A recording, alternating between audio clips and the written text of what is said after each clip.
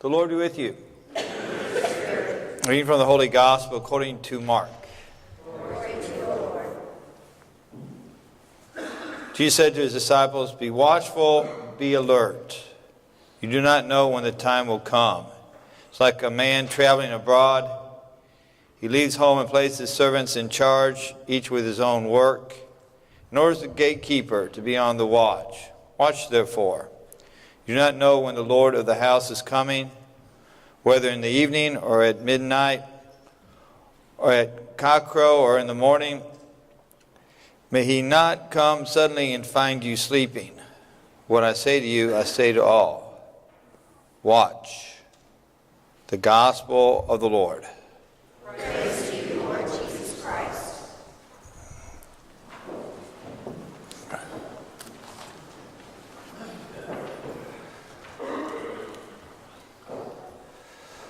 A long time ago, a farmer was walking along the railroad track on his property, lined up with the railroad track.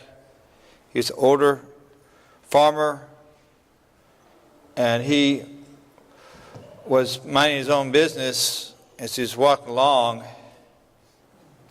and all of a sudden he noticed that at the river, the bridge had collapsed. This was a long time ago before the flashlight. He had a lamp that he was carrying because it was starting to get dusk. He had this lamp with him. And he said, "Wait a second. The train is in Pennsylvania. The train from New York was coming soon. Going to be coming down the track." He could actually all of a sudden feel the vibration. Then he heard the whistle of the train. He says, "It's going to be plunged into the river unless I do something." So he gets up on the track, and he has a little bit of a limp, and he starts running as fast as he can. He starts waving with that lamp, waving his arms frantically, trying to tell them the danger is ahead. But the engineer is not paying any attention. So as the train is getting closer and closer, one last chance to do something, he gets off the track, gets out a match and lights his lamp. Then he picks it up in his hand and throws it right where the engineer's at. Engineer sees the lamp lit coming at him. It wakes him up. He has to sort of dodge the lamp, and then he puts his foot on the brake, realizing there's danger ahead, and puts as much on the brake as he could and stops it just in time before the train would go into the river. He saved himself, his crew, and possibly the passengers on the train, just in the nick of time. Advent season is for us to be watchful, to be waiting, to be on guard, to heed. So like us, Jesus is throwing a lamp at us, telling us, don't be asleep, pay attention, be prepared, be ready. Something special is happening. Advent season is coming towards who? Coming towards Christmas. That we can be ready, our hearts aflame in love for the Christ child. So this is a time Jesus is telling us to be watchful, to heed. He's saying, "I'm not enchanted with you." That's what Jesus is saying. You are guilty. It's time to clean up our acts, clean our room, so to speak.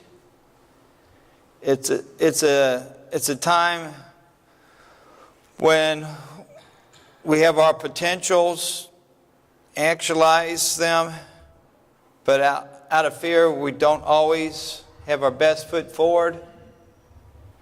It's time to fly right, to get started in the program. Do our best.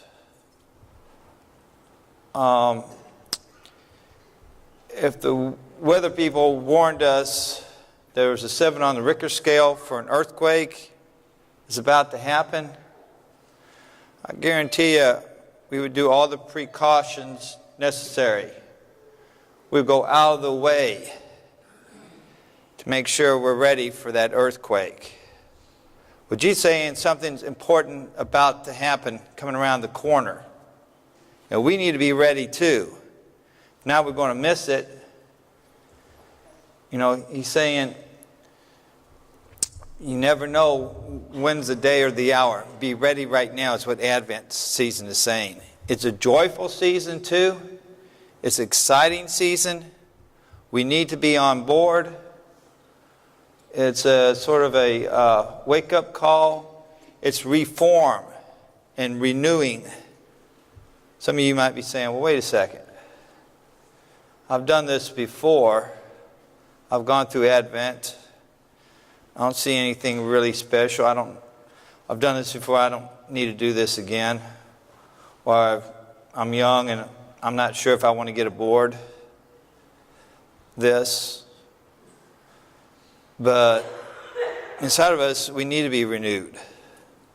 Whether we're young or old, we're all called by Jesus to get on the train, get on the program. George Burns, at the age of 80, got an Oscar. He was renewed. He could have went to retirement. He was renewed, and he kept acting into his 90s. Also, Golda Meir, she was 71 when she ran for prime minister in Israel.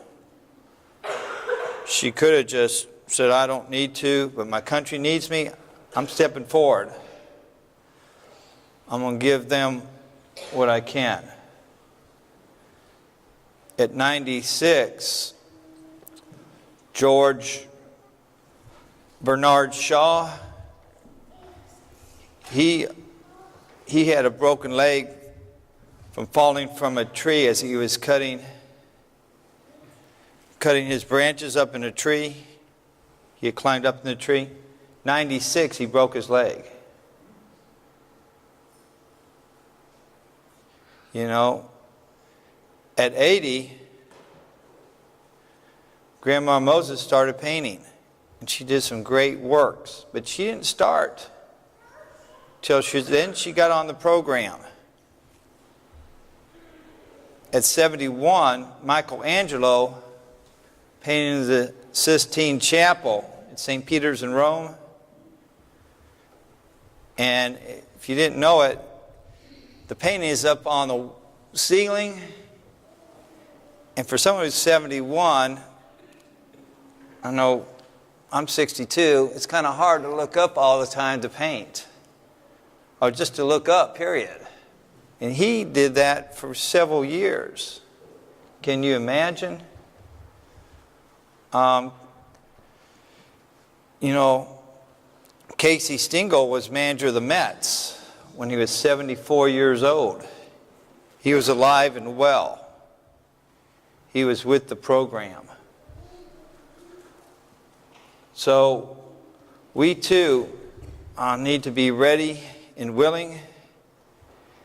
We have a lot to give to Christ and to one another. Let's get with that Advent season program. There's a rumor about Lucifer, who is training 3 new young devils. And they're doing an apprentice program. So he had them come into his office. He asked them, you know, how can we deflect from the people who Christ has asked them to renew themselves? How can we deflect that? How can we stop that from happening? That be ready now, today. Yesterday's just a memory. Tomorrow's a dream. How can we stop them from starting the program? One of them said, I got an idea. How about we tell them there's no God? He said, oh, that may work for a little bit, but God created this whole universe. It's so magnificent. Everybody sees that. There's no way we can get away with that one. Another one said, how about we say there's no hell? How about there's no hell? He says, well, that might work for a short time too. But those who experience sin in their lives, and they all have, they've seen a touch of hell. They know how bad it is. That won't work. The third one said, I've got an idea. He said, well, I don't know. These first two didn't go so well. What's your idea? How about we tell them there's no hurry?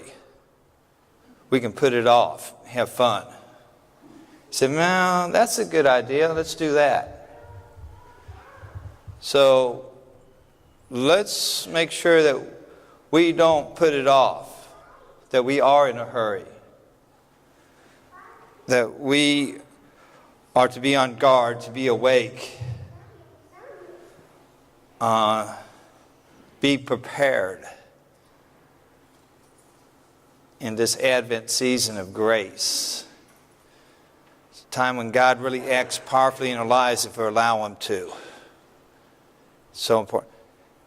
Charles Lindbergh was staying up for several days, and someone asked me, why are you not sleeping? Why are you staying awake? He says, well, I'm preparing myself for my flight from New York to Paris in 1927, the first time over the ocean flight. And when he took that flight across the ocean, it took him 33 and a half hours. He had to be attentive and not get drowsy. He was prepared. Let's also be prepared. Let's get ready for this great season of Advent. Now I got a list. Santa Claus checked his list. He checked it twice. Found out if we're naughty or nice. But what I've got here is a list of things we can do for our Advent. It's an exciting time. It's an uplifting time. Let's get with the program. Let's reform, renew our lives. So here are some suggestions. You can add or subtract from them. But this gets an idea how we can be watchful and ready. One is being especially attentive to the readings at Mass. And maybe the homily, something hits home, we hang on to it. God's revealing something to us. This is when God really acts. We're all getting ready for the Christ child to come into our hearts on Christmas. Something very special. Reading the Bible more, saying our prayers more attentively each day. How about becoming a volunteer at a local hospital, St. Jude or Le Bonheur, St. Francis? Or maybe helping a friend with a project that he or she is working on. How about raking someone's leaves? And then the other part of raking the leaves, maybe a neighbor that's older can't do it themselves. I saw someone rake the leaves for a neighbor, but he left the pile. If you go and rake somebody's leaves, make sure you bag them. That's the hard part. That's when it hurts. Offer comfort to someone unhappy. It's another thing we can do in this Advent season of great grace. Stand up for someone being treated unfairly. Or reconcile with someone you have quarreled with lately. That's a good one. How about wish people you meet a good day and help make it so a good day? How about picking up Father Knight's Advent Meditations? It's free of charge as you go out. Grab one. It tells why we're Catholic, how much grace it is to be Catholic. Things that will lift us up. Just right out here. How about helping 5 families that's in our church and school for the angel tree?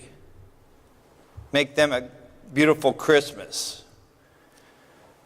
Pick one of the ornaments up off the tree.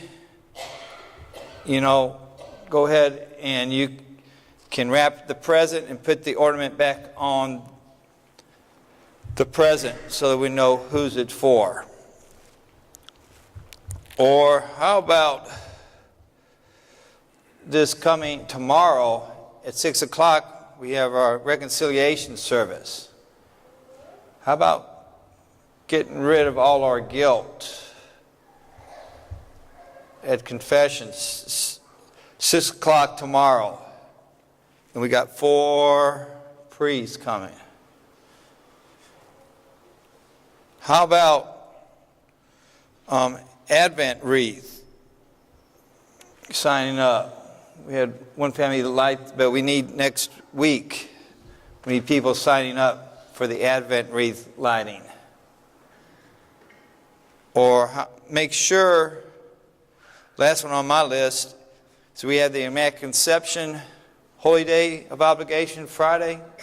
So Thursday we have a Vigil Mass at 6.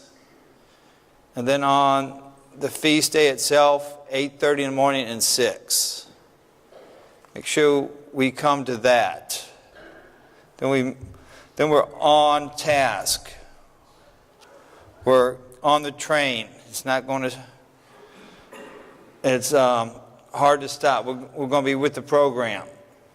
So let's be attentive. Let's pay attention. Let's stay awake. Let's be on guard. Let's not sleep. Let's be attuned. Remember, Jesus is throwing a lantern at us. Let's be ready for it.